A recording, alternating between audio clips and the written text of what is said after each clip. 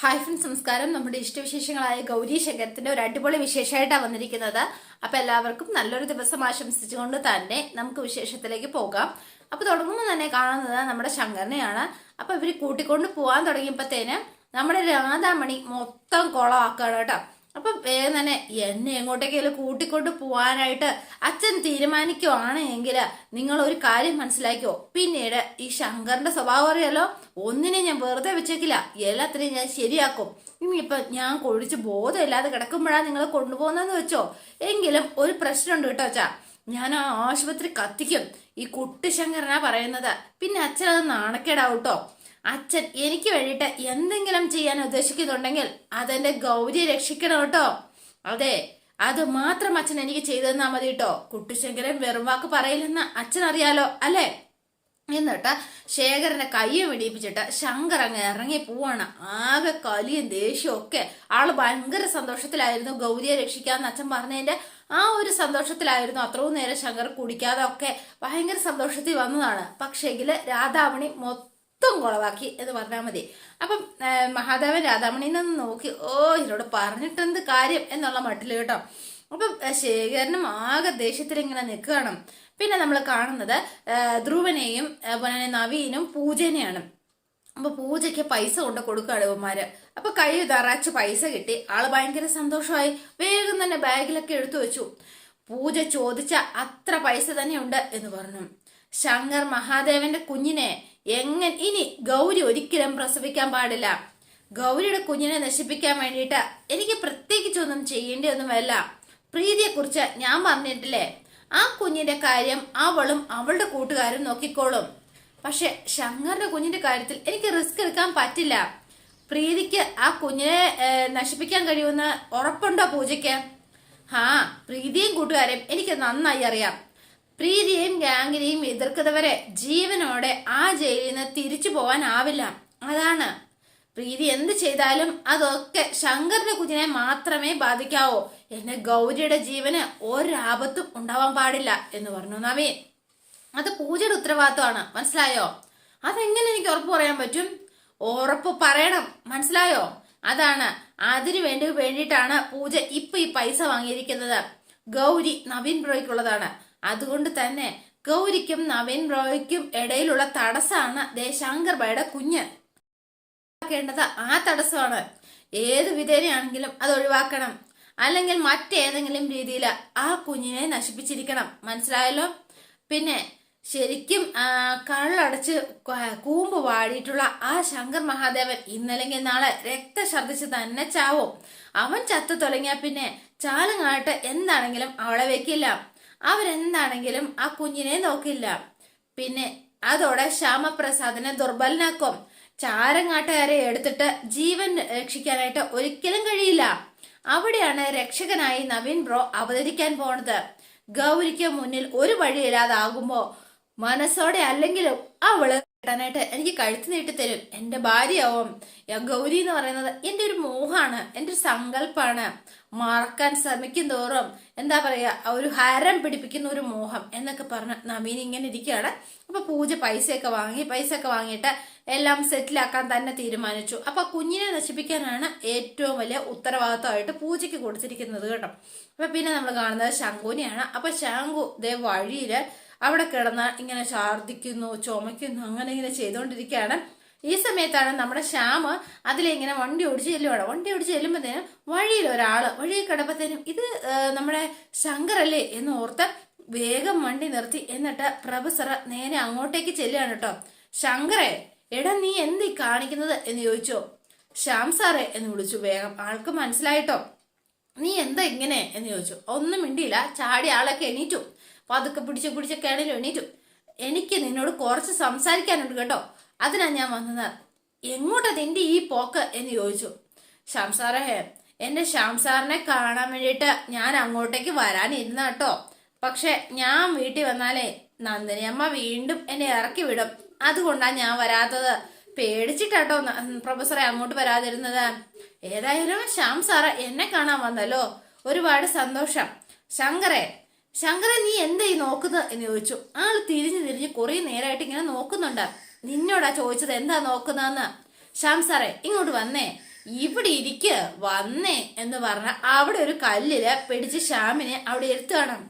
ഇവിടെ ഇരിക്ക്, എനിക്ക് ശ്യാം സാറിനോട് കുറച്ച് സംസാരിക്കണം എന്ന് പറഞ്ഞില്ലേ? ഇവിടെ നിന്ന് സംസാരിക്കണ്ട, ശ്യാം സാർ ഇരുന്ന് സംസാരിക്കാം. ശങ്കര ഇവിടെ വെച്ചല്ല, നമുക്ക് മറ്റെവിടെയെങ്കിലും വെച്ച് സംസാരിക്കാം. വേണ്ട ശ്യാം സാറേ, ഇവിടെ ഇരിക്ക് എന്ന് പറഞ്ഞ ബലം പിടിച്ച് ശ്യാമിനെ അവിടെ ഇരുത്തുകയാണ്. എന്നിട്ട് ശങ്കര താഴെ ഇരുന്നു. എന്റെ പൊന്നു ശ്യാം സാറേ, ശ്യാം സാറിനെ ഗൗരിനെ പൊന്നു പോലെ വളർത്തിയതാ. അങ്ങനെ ശ്യാം സാർ വളർത്തിയ ആ മോളാ ജയിലിൽ കിടക്കണത്. ശ്യാം സാറേ, ഞാനാ അവളെ ജയിലാക്കിയത്, ഞാൻ മാത്രം അവളെ ജയിലാക്കിയത് എന്ന് പറഞ്ഞോണ്ട് നമ്മുടെ എന്താ പറയാ ശ്യാമിന്റെ കൈ പിടിച്ചിട്ട് ഇവൻ സ്വന്തം തലക്കിട്ടും മോതക്കിട്ടും ഒക്കെ അടിക്കണം. എടാ നീ എന്ത് കാണിക്കുന്നത്? നിന്നോടല്ലേ നിർത്താൻ പറഞ്ഞത്? നല്ല വിദ്യാഭ്യാസവും മനുഷ്യത്വവും സ്നേഹവും ഉള്ളൊരു പെണ്ണാവള്. അവളെയാ ഞാൻ ഈ പരുവത്തിലാക്കിയത്. എന്നെ തല്ല് ശ്യാം സാറേ എന്ന് പറഞ്ഞ് വീണ്ടും കൈ പിടിച്ചടിക്കാണ്. നീ എന്റെ കൈയൊന്ന് വിട്. ശ്യാം സാറിന് എന്നെ കൊന്നു തിന്നാനുള്ള ദേഷ്യം ഉണ്ടെന്ന് എനിക്കറിയാം. സാറ് നല്ലൊരു മനുഷ്യനായോണ്ടാ എന്നെ ഒന്നും തല്ലാത്തത്. ശ്യാം സാറിന്റെ ഉള്ളിൽ അച്ഛന്റെ വേദന ഉണ്ടാവും, അത് ഞാൻ മനസ്സിലാക്കണം. അതുകൊണ്ടാ അതെനിക്ക് മനസ്സിലാവൂട്ടോ, ആ സ്നേഹവും വേദനയും ഒക്കെ. സാർ എന്നെ തല്ല എന്ന് പറഞ്ഞ് ഇവരെ ഊടുപാടടിക്കുകയാണ്. എന്താടാ മോനെ ഇത്? നീ ഒന്ന് നിർത്തിക്കേ, ദേഷ്യം വരുവാണ്. നിന്നോട് നിർത്താനല്ലേടാ പറഞ്ഞത് എന്ന് ചോദിച്ചു. കലി കൊണ്ടുവന്നു. മാപ്പ് ശ്യാം സാറേ, മാപ്പ് എന്ന് പറഞ്ഞുകൊണ്ട് ശങ്കർ കരയാണ്. അപ്പൊ ഇത് കണ്ടപ്പോഴത്തേനും വല്ലാത്ത സങ്കടമായി പ്രൊഫസർക്ക്. എന്ത് പറഞ്ഞ ഇവനെ ആശ്വസിപ്പിക്കുക, എങ്ങനെ ഇവനെ ആശ്വസിപ്പിക്കുക എന്നൊന്നും ശ്യാമിനറിയില്ല. ആളാകെ ടെൻഷനിലായി പോയി. എന്നിട്ട് ശ്യാം സാർ ഇങ്ങനെ നിൽക്കുകയാണ്. എന്നിട്ട് തലയിലൊക്കെ തലോടി ശ്യാമിന്റെ മടിയിൽ ഇങ്ങനെ കിടക്കുകയാണ് നമ്മുടെ ശങ്കർ. വല്ലാത്തൊരവസ്ഥയിലായി പോയി ശങ്കറിന്റെ അവസ്ഥ. പിന്നെ നമ്മൾ കാണുന്നത് ഗൗരിനെയാണ് ജയിലില്. അപ്പൊ ഗൗരി എന്തോ ബുക്ക് വായിക്കുന്നു. നമ്മുടെ അമ്മ അവിടെ കിടന്ന് ഉറങ്ങാണ് കേട്ടോ. അപ്പൊ പ്രീതിയും മെഹ്റുവും നന്ദനയും അപ്പുറത്ത് മാറിയിരുന്ന് ഭയങ്കര ഗൂഢാലോചനയിലാണ്. നമ്മുടെ പ്ലാൻ എന്താ എന്നിങ്ങനെ ചോദിക്കാണ്. നമ്മളെ വടക്കുന്നാഥനെ തോൽപ്പിക്കാൻ പോകുന്നു, അതാ നമ്മൾ ചെയ്യാൻ പോണ കാര്യം, മനസ്സിലായോ നിങ്ങൾക്ക് എന്ന് ചോദിച്ചു. അപ്പൊ ഇവരിങ്ങനെ നോക്കുകയാണ് കേട്ടോ. വടക്കുന്നാഥനല്ലേ അവളുടെ ആ കുഞ്ഞിന്റെ സംരക്ഷകൻ എന്ന് പറയുന്നത്. കുഞ്ഞിനെ നമ്മൾ അവസാനിപ്പിക്കാൻ പോകുന്നു. ആ വടക്കുന്നാഥനെ എങ്ങനെ തടയുമെന്ന് നോക്കാം. സെല്ലിൽ വെച്ച് അവൾക്ക് പണി കൊടുക്കാൻ പറ്റില്ല. ഈ സമയത്ത് നമ്മുടെ അമ്മ കിടന്ന് അവിടെ ഉറങ്ങുകയാണ് കേട്ടോ. പക്ഷേ എങ്കില് ആൾ അത്ര ഉറക്കത്തിലൊന്നും അല്ല, ഇവര് പറയുന്നത് കേൾക്കുന്നുണ്ട്. അതെ, ഇന്ന് നമ്മുടെ ഗാർഡനിൽ ഡ്യൂട്ടി ഉണ്ടാവും. അപ്പൊ വാർഡന്മാര് 2 പേര് നമ്മുടെ ഒപ്പം ഉണ്ടാവുള്ളൂ. ബാക്കിയുള്ളവർക്ക് ഓഫീസിൽ എന്തോ ഡ്യൂട്ടി ഉണ്ട്. ഇതിൽ നല്ല അവസരം നമുക്ക് കിട്ടില്ല.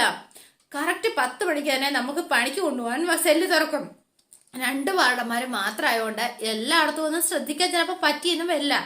ആ അവസരം നമ്മളങ്ങ് മുതലാക്കും, മനസ്സിലായോ? എങ്ങനെ, സെറ്റാണോ?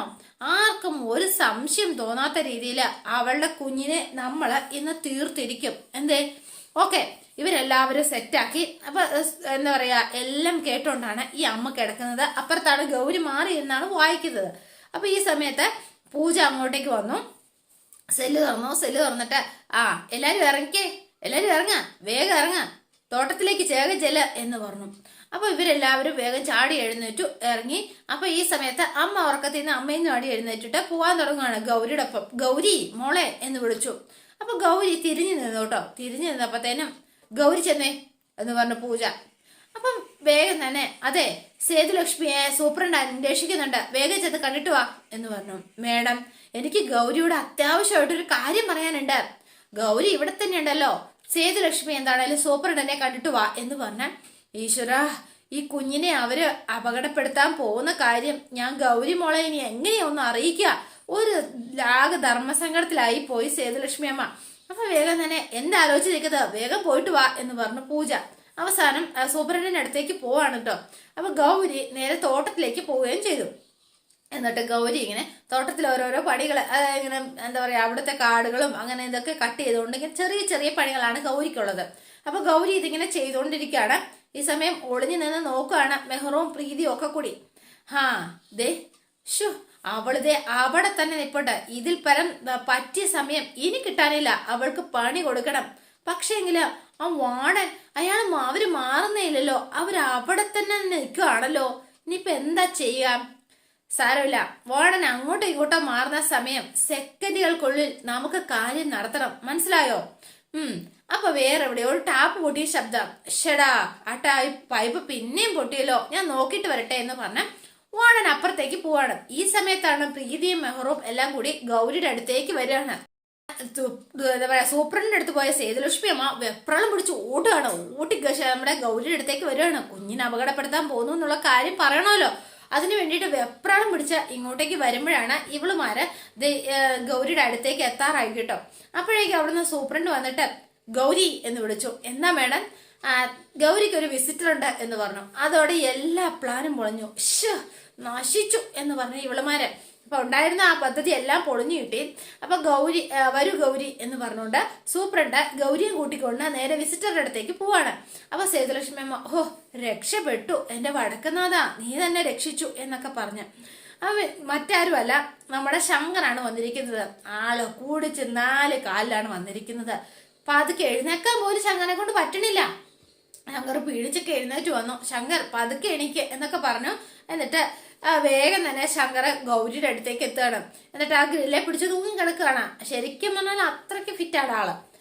അവിടേക്ക് വന്നിട്ട് ശങ്കർ എന്ന് പറഞ്ഞു. അപ്പൊ ശങ്കര ഗൗരിയുടെ കൈയിലേക്ക് ഇങ്ങനെ ഗ്രില്ലിന്റെ ഇതിലേക്ക് ഗൗരി ഇങ്ങനെ പിടിച്ചിരിക്കുകയായിരുന്നു. ആ ഗ്രില്ലിന്റെ ഇതിലേക്ക് കൈ ഓർത്ത് പിടിച്ചിട്ട് മോളെ എന്ന് വിളിച്ചു. ശങ്കർ, എന്റെ കിടാവേ, നീ എന്നെ ഒന്ന് ശപിക്കുമെങ്കിലും ചെയ്യ എന്ന് പറഞ്ഞു. അപ്പൊ ഗൗരി ഒന്നും മിണ്ടിയില്ല.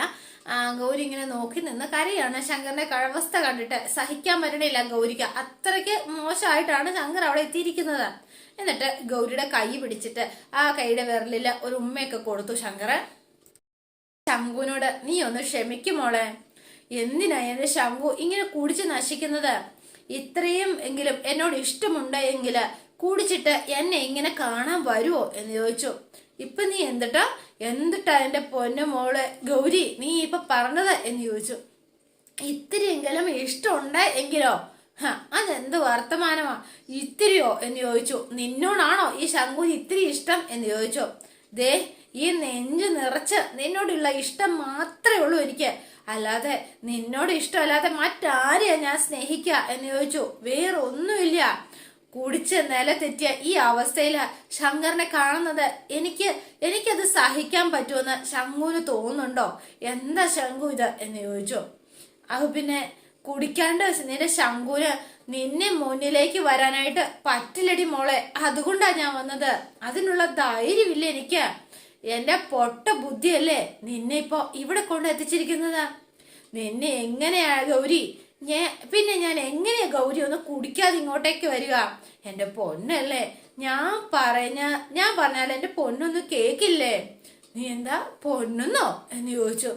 എന്റെ ഈശ്വര, ഞാൻ എന്റെ ദേവി, ഞാൻ എന്താ ചെയ്യ എന്ന് പറഞ്ഞു. നീ എന്നെ ഇനി അങ്ങനെയൊന്നും വിളിക്കല്ലേ, ഒരിക്കലും വിളിക്കല്ലേ. നീ എന്നെ ഒന്ന് ശപിക്ക്, അല്ലെങ്കിൽ നീ എന്നെ ഒന്ന് ദേഷ്യത്തോട് സംസാരിക്ക്. എന്തെങ്കിലും നീ എന്നെ ഒന്ന് പറ. എന്റെ ശാപവാക്കുകൾക്കും വെറുപ്പിനും ഞാൻ അർഹനാ. അതുകൊണ്ടാ ഞാനീ പറയണത്. എന്റെ പൊന്നുമോളെ, നീ ഇനി എന്നെ ഇങ്ങനെ സ്നേഹിക്കരുത് കേട്ടോ. എന്നെ സ്നേഹിച്ച് കൊല്ലരുത് കേട്ടോ. സ്നേഹത്തോടെ ഒരു വാക്ക് പോലും നീ എന്നോട് പറയരുത്. നിന്റെ സ്നേഹം അനുഭവിക്കാനുള്ള അർഹത ഒരിക്കലും ഈ ശങ്കറിനില്ല കേട്ടോ മോളെ എന്നൊക്കെ പറഞ്ഞ ശങ്കളം കരയാണ് ഗൗരി. അതെ, നീ കരയല്ലേ? നിന്റെ സ്നേഹം ഉണ്ടല്ലോ എന്റെ ഈ ചങ്കില്, ഇവിടെ നിന്ന് എന്റെ ചങ്കിലിരുന്ന് കുത്തി വലിക്കാട്ടോ. എന്റെ ചങ്കില് ശരിക്കും പറഞ്ഞാലുണ്ടല്ലോ ചെയ്തു പോയ തെറ്റോർത്തുള്ള കുറ്റബോധം അതെന്നെ ഇഞ്ചിഞ്ചായിട്ട് കൊല്ലാക്കൊല ചെയ്തോണ്ടിരിക്കുക. അത് എന്നോട് തന്നെ എനിക്ക് പൊറുക്കാൻ പറ്റണില്ലടി എന്ന് പറഞ്ഞോണ്ട് നിന്ന് കരയാണ് കേട്ടോ. അപ്പൊ കരഞ്ഞോണ്ടിരിക്കുകയാണ് ശങ്കർ. വല്ലാത്തൊരവസ്ഥയിലേക്കാണ് ശങ്കറിന്റെ അവസ്ഥ പോകുന്നത്. എന്നിട്ട് ശങ്കർ ഇങ്ങനെ വൊമിറ്റ് ചെയ്യാൻ നോക്കുകയാണ് കേട്ടോ. ശങ്കർ എന്ത് പറ്റിയത് എന്ന് ചോദിച്ചു. ആള് കുടിച്ചു മറിഞ്ഞിട്ടാണ് ഈ വൊമിറ്റ് ചെയ്യാൻ നോക്കുന്നത്. അപ്പോഴേക്ക് ഈ പോലീസുകാര് അങ്ങോട്ടേക്ക് എത്തി കേട്ടോ. രണ്ടുപേര് വന്നിട്ട് എന്താ ഇത്, ആകെ ഇവിടെ മുഴുവൻ ഛർദിച്ച് നാറ്റിച്ചല്ലോ, കുടിച്ച് കൂത്തോടാൻ. ഇതെന്താടാ നിന്റെ വല്ല വീടാണോ എന്ന് ചോദിച്ചോ. ഇറങ്ങട വെളിയില് എന്ന് പറഞ്ഞു. വിടടാ എന്നെ എന്ന് പറഞ്ഞ ശങ്കർ. വേണ്ട, ശങ്കറിനെ ഒന്നും ചെയ്യല്ലേ എന്ന് പറഞ്ഞ ഗൗരി. എനിക്കെന്റെ പെണ്ണിനോട് സംസാരിക്കണം. എന്റെ മേത്തുനിന്ന് ഇവിടെ എനിക്ക് ഗൗരിയോട് സംസാരിക്കണം എന്ന് പറഞ്ഞ ശങ്കർ പോയിക്കോ എന്ന് പറഞ്ഞ ഗൗരി അലറി വിളിച്ച് പറയാണ് കേട്ടോ. എനിക്ക് ഗൗരിയോടൊന്ന് സംസാരിക്കണം ഗൗരി. തോന്നിവാസം കാണിച്ചിട്ട് വലിയ വർത്തമാനം പറയുന്നോ എന്ന് ചോദിച്ചാൽ ശങ്കറിനെ എടുത്തിട്ട് ഇടിക്കാണ് ഇവന്മാര്. അയ്യോ ശങ്കറിനെ തള്ളല്ലേ പ്ലീസ് എന്ന് പറയുന്നുണ്ട് കേട്ടോ. അപ്പൊ ദേവി ഏത് ശങ്കറിനെ തള്ളല്ലേ എന്ന് പറഞ്ഞ ഗൗരിക്കരയാ. ഇനി എന്റെ മേത്ത് തൊട്ടാലേ ഈ ശങ്കർ മഹാദേവൻ ആരാണെന്ന് നീ അറിയും, മനസ്സിലായോ? ശങ്കർ പോ. അതെ, നിന്നേക്കാൾ വലിയ പോലീസുകാരൻ DYSP ഉണ്ടല്ലോ, പുള്ളിക്കാരനുണ്ടല്ലോ റൗണ്ടിലിട്ട് ഞാൻ അടിച്ചിട്ടുണ്ട്, താൻ ചോദിച്ചു നോക്ക്, അപ്പം മനസ്സിലാവും എന്ന് പറഞ്ഞു. എനിക്ക് എന്റെ പെണ്ണിനെ കാണണം എന്ന് പറഞ്ഞ് വാശി പിടിക്കുകയാണ്. ഒന്ന് പോയി തരുമോ എന്ന് ചോദിച്ചോ. എന്റെ മുന്നിൽ ഇങ്ങനെ വരരുത്, എനിക്കൊന്നും കേക്കോ സംസാരിക്കോ വേണ്ട, ഒന്ന് ഇറങ്ങിപ്പോ ശങ്കർ എന്ന് പറഞ്ഞ് ദേഷ്യപ്പെട്ടു കേട്ടോ. അപ്പോഴേക്കും ശങ്കർ ഗൗരി എന്ന് വിളിച്ചു. അപ്പൊ ഗൗരി ദേഷ്യപ്പെട്ടാൽ മാത്രമേ ശങ്കർ പോകുന്നു ഗൗരിക്ക് അറിയാം. അവസാനം ഗൗരി ദേഷ്യപ്പെട്ട് സംസാരിക്കുകയാണ്. എന്നിട്ട് ശങ്കർ പുറത്തേക്ക് ഇറങ്ങി ഈ പോലീസുകാരെ പിടിച്ചു കൊണ്ടുപോയി പുറത്തേക്ക് തള്ളുകയാണ് കേട്ടോ. ഈ സമയത്താണ് നമ്മുടെ അജിത്തും ജോജുവും കൂടെ അങ്ങോട്ടേക്ക് വരണത്. അവരുടെ കയ്യിലേക്ക് ചെന്ന് വീണ ആള്, എന്റെ ശങ്കർഭായി എന്ത് കോല ഇത്, എന്റെ ശങ്കർഭായി ഇങ്ങനെ നശിക്കണം ഞങ്ങൾക്ക് കാണാൻ പറ്റില്ല. എടാ അജിത്തെ ജോജു, നിങ്ങളുടെ ശങ്കർഭായി ഇല്ലേടാ, അത് ചത്തുപോയടാ. ഇപ്പൊ ശങ്കർഭായി അല്ല നിങ്ങളുടെ മുന്നിൽ നിക്കണത്, ശങ്കർഭായിയുടെ പ്രേതാടാ. ഇപ്പൊ ശങ്കർഭായി ജീവനോടെ ഇല്ല, സത്യമായിട്ടും ഇല്ലടാ, എല്ലാം തീർന്നടാ, ശങ്കർഭായി തീർന്നുടാ എന്ന് പറഞ്ഞോണ്ട് അജിത്തിന്റെ തോളിലോട്ട് കിടന്ന് ശങ്കർ ആകെ കരച്ചിലും വീഴ്ചിലും സങ്കടവും ഒക്കെ. അപ്പൊ ഇവന്മാർക്ക് ഭയങ്കര സങ്കടമായി കേട്ടോ. അപ്പൊ അതോടെയാണ് ഇന്നത്തെ വിശേഷം അവസാനിക്കുന്നത്. നാളത്തെ വിശേഷം ഇതിലും ഗംഭീരമാണ്. അപ്പൊ എല്ലാവരും വെയിറ്റ് ചെയ്യുക. ഇഷ്ടപ്പെട്ടുവെങ്കിൽ ലൈക്ക് ചെയ്യുക, ഷെയർ ചെയ്യുക, തൊട്ടടുത്ത് ആ ബെൽ ബട്ടൺ കൂടെ ഒന്ന് ഞെക്കുകയാണെങ്കിൽ ഞാൻ ഇടുമ്പോൾ തന്നെ നോട്ടിഫിക്കേഷൻ ലഭിക്കുന്നതായിരിക്കും. പുതുപുത്തൻ വിശേഷമായിട്ട് എത്താം. Bye and see you again.